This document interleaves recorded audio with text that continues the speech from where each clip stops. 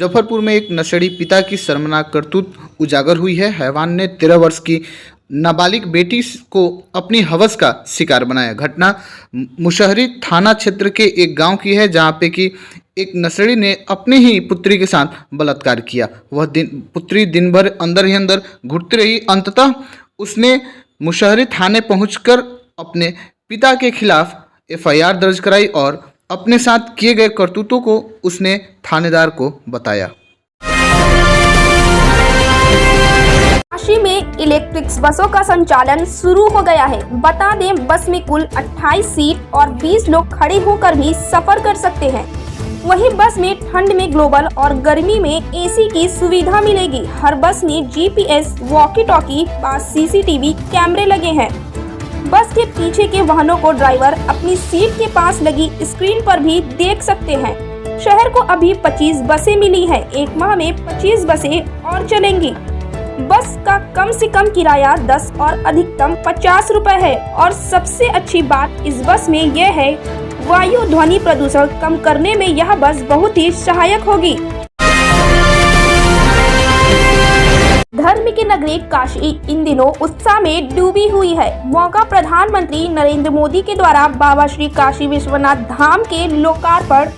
काशी नगरी को दुल्हन की तरह सजाया गया है। यूं तो प्रधानमंत्री नरेंद्र मोदी 13 दिसंबर को काशी विश्वनाथ धाम का लोकार्पण करेंगे, लेकिन काशी में सांस्कृतिक आयोजनों का दौर शुरू हो गया है, जो पूरे 1 महीने तक चलेगा।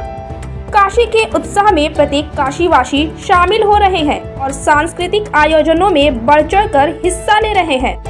यही नहीं, बाहर से आने वाले पर्यटकों के लिए भी यह आयोजन बेहद आकर्षित कर रहा है। तेलियाबाग क्षेत्र में पूर्वांचल के प्रसिद्ध धोबिया नृत्य के जरिए बनारस की संस्कृति और सभ्यता पेश की गई। वहीं भव्य काशी दिव्य काशी थीम पर बटुकों ने सड़क किनारे शंखनाद कर आरती की। बीजेपी विधायक श्रेयसी सिंह ने फिर से एक बार स्वर्ण पदक जीतकर जमुई जिले समेत पूरे बिहार को खुशी का एक और मौका दिया है। 64वीं नेशनल शूटिंग चैंपियन में इस बार उन्होंने डबल ट्रैप स्पर्धा में यह कारनामा कर दिखाया है। बताया जा रहा है कि 2018 में भी राष्ट्रमंडल खेलों में उन्होंने डबल ट्रैप स्पर्धा में ही देश के लिए स्वर्ण पदक जीता था। पटना गया रेलखंड पर जहानाबाद रेलवे स्टेशन से उत्तर मुठेर अवैध क्रॉसिंग के समीप ट्रेन और ट्रैक्टर में हुई भीषण टक्कर। इस दौरान ट्रैक्टर के परखच्चे उड़ गए। ट्रेन को आते देख ट्रैक्टर चालक पहले ही कूदकर फरार हो गया। अचानक ट्रेन ट्रैक्टर से टकराई, जिसके कारण भीषण आवाज हुई। इस घटना में ट्रेन के इंजन के 4 चक्के नीचे उतर गए, जबकि बोगी पटरी पर ही रही, जिसके कारण यात्रियों को मामूली चोटें आई है। अररिया के रानीगंज के खरसाई और बगुलाहा पंचायत में बीती रात आग लगने से 1.5 दर्जन घर जलकर राख हो गए। आग लगी की इस घटना में कपड़ा, बर्तन समेत 10 लाख नगद संपत्ति भी जलकर राख हो गई है। यह आग लगी की घटना बगुलाहा व खरसाही के पलार गांव से बताई जा रही है। मुजफ्फरपुर में चारा घोटाले के तर्ज पर ही एक और घोटाला हुआ है, जिसको धान घोटाला बताया जा रहा है। स्कूटर से बंगाल पहुंचाया गया धान, 1 दिन का लगा समय।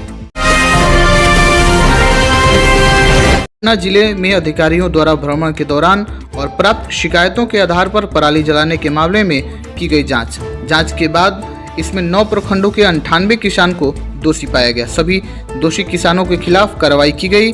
इसमें कृषि से जुड़ी योजनाओं का लाभ इन्हें नहीं दिया जाएगा और साथ ही साथ उनका लाइसेंस भी रद्द किया जाएगा। कोरोना की तीसरी लहर को देखते हुए बिहार सरकार ने अपनी कमर कस ली है। कोविड केयर सेंटर में बदला गया पाटलिपुत्रा स्पोर्ट्स कॉम्प्लेक्स 15 दिसंबर से शुरू हो जाएगा।